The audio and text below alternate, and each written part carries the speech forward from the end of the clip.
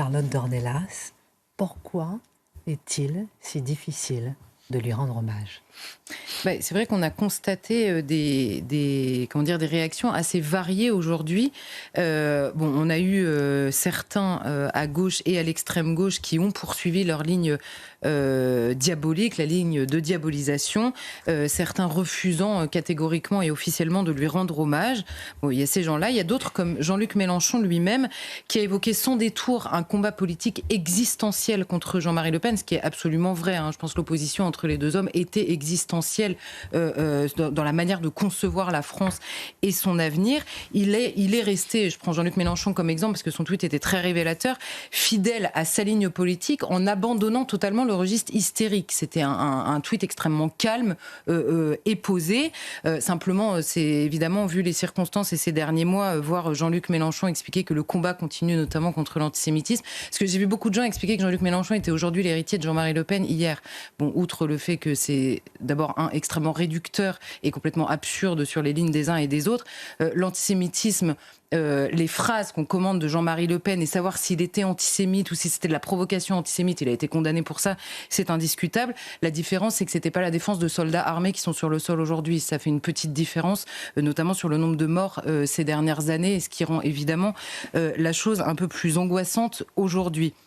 Ensuite, il y a une part importante et dirigeante de la classe politique. On l'a vu avec le communiqué de l'Élysée, de François Bayrou ou le tweet de Bruno Retailleau, qui ont évoqué un personnage central de la vie politique française, avec ici ou là un commentaire l'accompagnant, mais c'était extrêmement sobre et tous ont noté que c'était un personnage central de la vie politique française. Et à droite, on a eu des commentaires parfois un peu gênés, un peu flous, mais de manière générale, en tout cas respectueux. Et au Rassemblement national, Mathieu le disait, parti dont il a pourtant été exclu et avec certains membres qui ont eu des phrases extrêmement dures à son endroit de son vivant sur le terrain politique. On a salué le militant national, le patriote, le Français engagé au service de son pays, sans mai. Le jour de sa mort, ce qui était assez étonnant dans la bouche de certains. Alors la singularité de son combat politique est devenue flagrante dans la diversité, on va dire, des réactions, mais dans les réactions elles-mêmes. Pourquoi ? Parce que on a vécu ces dernières années des morts d'hommes politiques qui ont marqué également les dernières années de la vie politique, et l'hommage était unanime, sans que chacun s'attarde sur les oppositions avec un tel, sur les oppositions avec tel autre.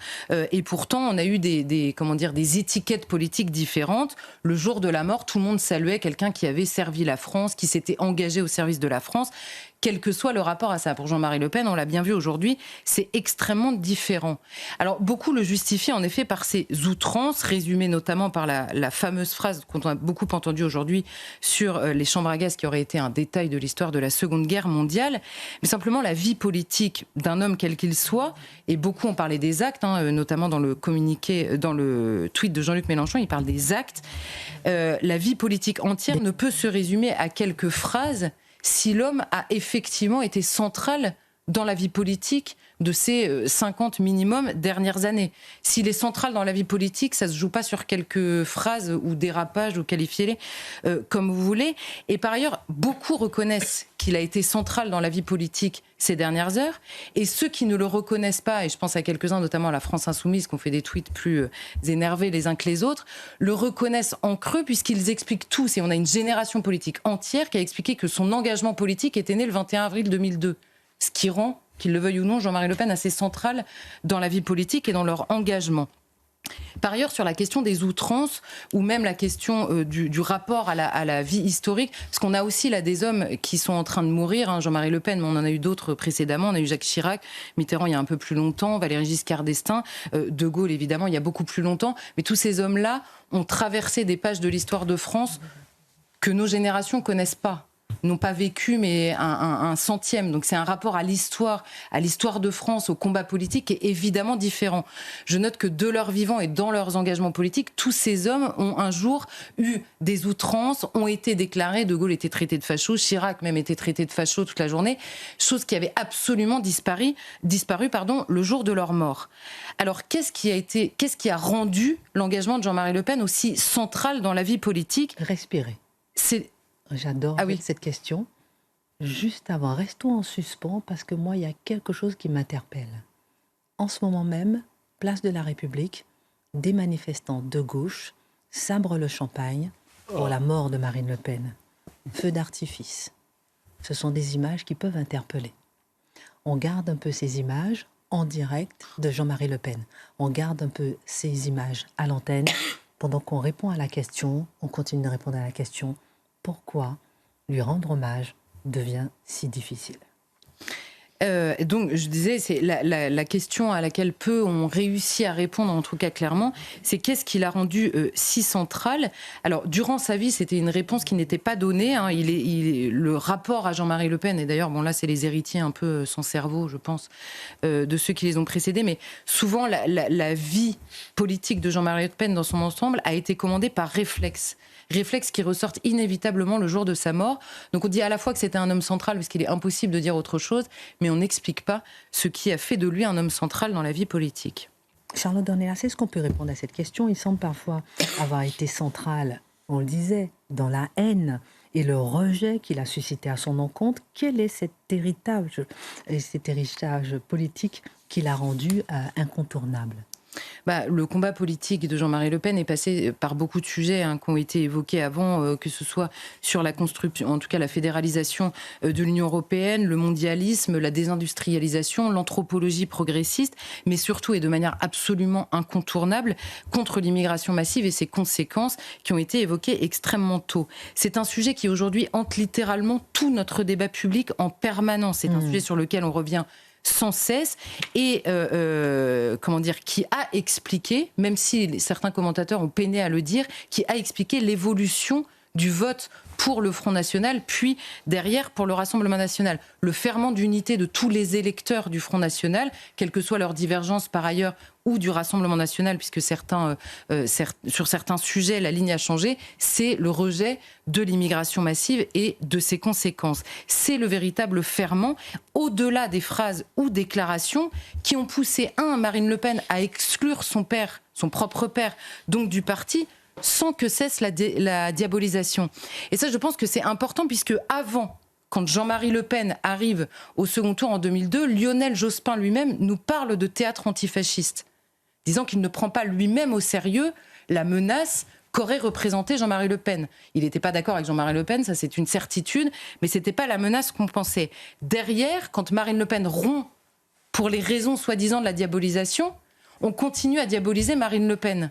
Donc quelle est l'explication? Et par ailleurs, je note une chose, c'est que personne ne peut penser aujourd'hui que les différentes déclarations qui ont mené Jean-Marie Le Pen au tribunal sont responsables, on va dire, de ces résultats électoraux.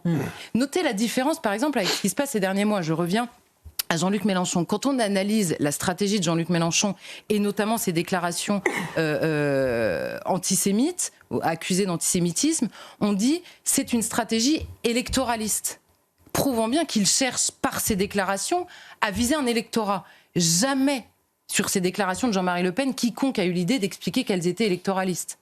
Donc c'est bien pour une autre raison que les gens votaient pour Jean-Marie Le Pen, cette raison qui était soit déniée, soit invisibilisée dans l'histoire du Front National et qui font une grande partie évidemment de la réussite du Rassemblement national aujourd'hui. Et c'est sans doute là que se trouve la véritable raison de son rejet absolu, parce que Mathieu a appelé le régime diversitaire depuis longtemps, qui a, à l'inverse, sacralisé le sujet.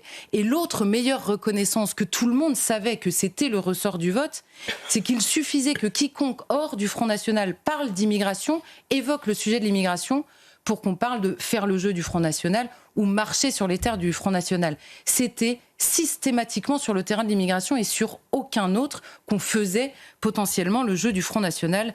Donc la vérité, c'est que l'héritage politique de Jean-Marie Le Pen sur ce sujet est reconnu, même s'il n'est pas exprimé par tous.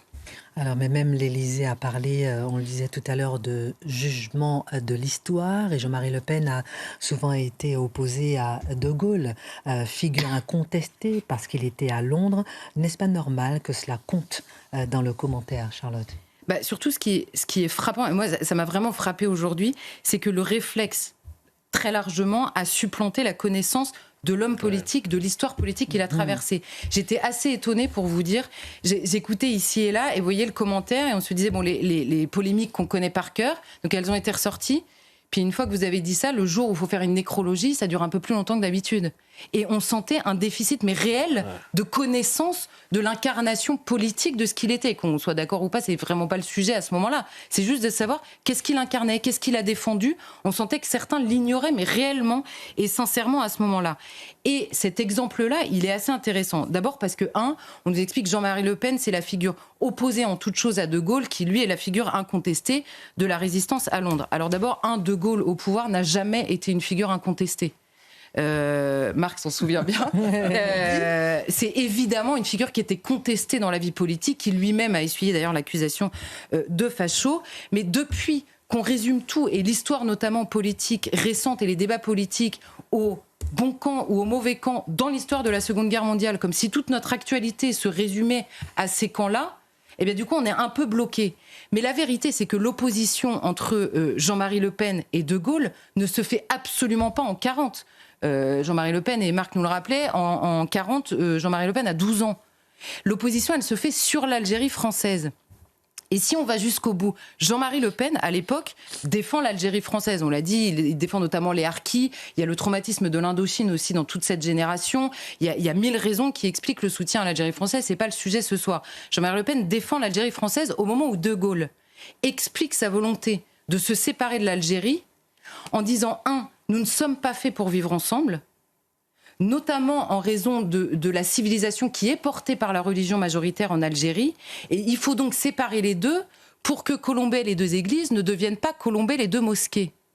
Si je résume en un mot, les raisons pour lesquelles De Gaulle abandonne l'Algérie sont les raisons notamment pour lesquelles Jean-Marie Le Pen a été diabolisé dans son combat politique, c'est-à-dire la volonté de ne pas voir changer la France par le biais de sa population et de sa culture. L'exemple de cette histoire sur l'Algérie montre simplement que les épisodes de l'histoire que l'on commente souvent de manière excessivement simpliste sont beaucoup plus compliqués, évidemment, et qu'on peut le découvrir justement par le témoignage et l'histoire des personnalités politiques qui ont fait l'histoire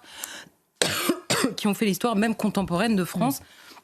Et cet exemple sert, et je pense que dans les hommages, s'ils ont été difficiles aujourd'hui, vous l'avez dit, ils ont été parfois un peu entre deux eaux, parfois un peu gênés, un peu flous, ou carrément extrêmement, hystériques. On en a certains, un peu à l'image des militants aujourd'hui, qui est, alors là, un exemple de décivilisation. Faire la fête au moment où un homme meurt, quel qu'il soit, c'est-à-dire que même au plein cœur de la guerre, on enterrait les ennemis, qui tombaient sous les balles. Donc bon, et on comprend que le simplisme sert trop souvent de commentaire dans notre vie politique aujourd'hui et dans le rapport aux sujets politiques qui sont portés. On peut s'y opposer, et par exemple une idée avec laquelle on n'est pas d'accord n'est pas nécessairement une provocation, c'est une idée avec laquelle on n'est pas d'accord.